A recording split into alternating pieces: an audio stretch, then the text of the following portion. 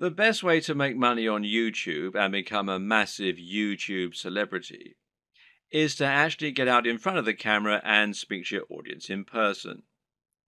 You want them to get to know you, and you want to put your personality across in your videos. This will help to make you considerably more persuasive while simultaneously giving you many more options in terms of what you can create. And if you're going to do that, there's some crucial equipment and software you're going to need to invest in. This can be somewhat expensive, but if all goes to plan, it will pay for itself over time and it will be money well spent. Just as a note here, if you're not comfortable going in front of the camera, you can still be very successful with a YouTube channel, and this will reduce what you need to invest in. We'll discuss these alternative options in subsequent videos, so you can skip most of this one for now if that's your intention. Let's look at some of the hardware you'll need. Of course, the most basic hardware you're going to need is a camera. And this is what you'll use to capture your footage, and that means the quality of the camera is going to directly influence the quality of your videos. There are numerous factors to consider in this case. One is the resolution, and here you'll need at least 1080 pixels. For now, most people still do not have a 4K display, meaning that you don't need a 4K camera, and 4K creates very large video files which are hard to move around and edit. But if you want to offer the utmost crispness and also future-proof your setup, then choosing 4K is a great option. Another option is your frame rate. Now, this will generally be either 30 frames per second or 60 frames per second. Once again, 60 frames per second is an optional advantage which will make your footage that much more attractive and give it an almost too real sense of fluidity. It's entirely up to you if you want to push for this very highest level of quality, but some discerning viewers will certainly appreciate it if you do. Some features to look out for include an optical zoom if you're planning on filming outdoors, and this lets you zoom in with no loss of quality, and options to alter the aperture, etc. Good autofocus is very important if you'll be moving around a lot in front of the camera, while being able to use macros to blur out the background is also a nice option. But what's more important really are the practical considerations for your camera. Having a mic jack, for example, is a very good idea because it will give you the ability to improve your sound quality. Likewise, a wide-angle lens is a very good idea if you're going to be moving around a lot and capturing dynamic footage. Something that you should also absolutely consider a requirement is a screen that can be rotated to face forward. This will allow you to make sure that you're in the shot before you start vlogging. And of course, there's no reason you can't do all this using multiple cameras.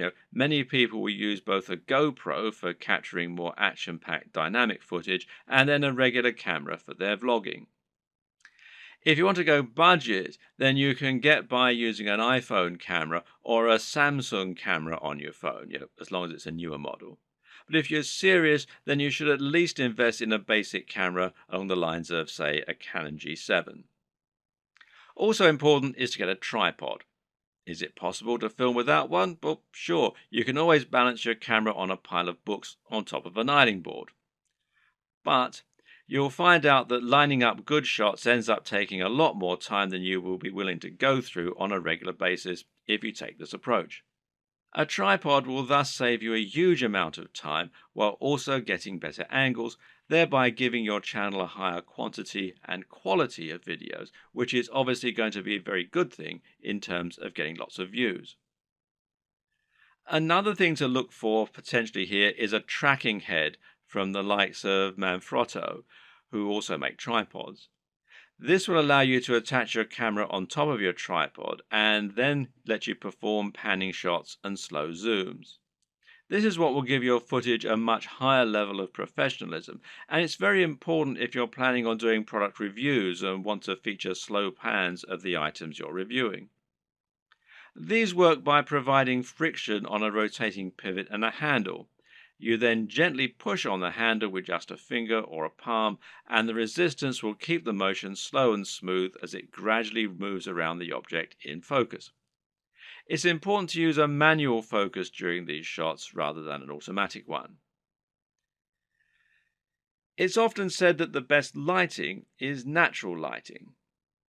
To get a great shot, try to line yourself up so that you have a large window letting in natural light from the side. This will give you what's known as Rembrandt lighting, which is a professional and very flattering looking type of lighting. But while this type of lighting is highly desirable, it's not terribly reliable. You can't trust in natural light to always be available when you need it, and you can't limit yourself to only filming at certain times of the day. So you need to make sure you have a way to set up the perfect lighting when you need it. How are you going to do that? Well, with some kind of lighting setup. And a great choice is to get two soft boxes. Now, these take up a fair bit of space, but it's worth it as it will allow you to design your lighting however you wish and make sure that your subject matter is well lit and that your footage is clear and bright. Now, don't underestimate this. In fact, in many cases, it can be more important to ensure your footage is very light and very bright than it is to use a camera with a high definition. This will make your footage look more professional and more appealing to watch.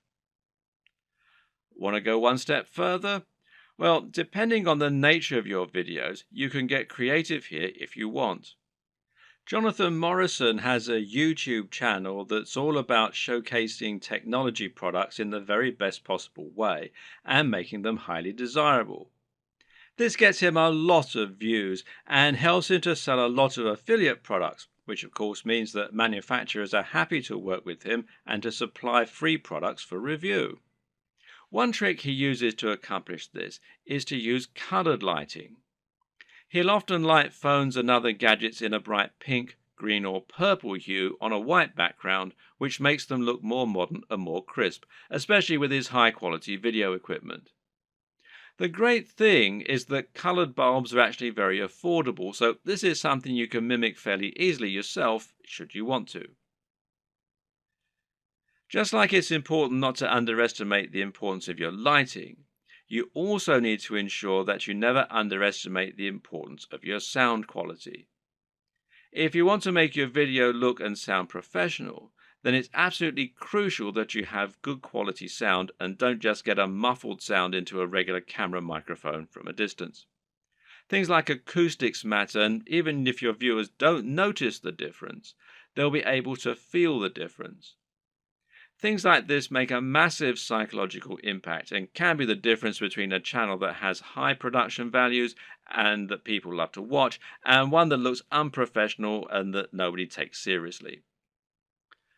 Fortunately, sound is a relatively easy thing to get right, and the best way to do this is with a basic external microphone.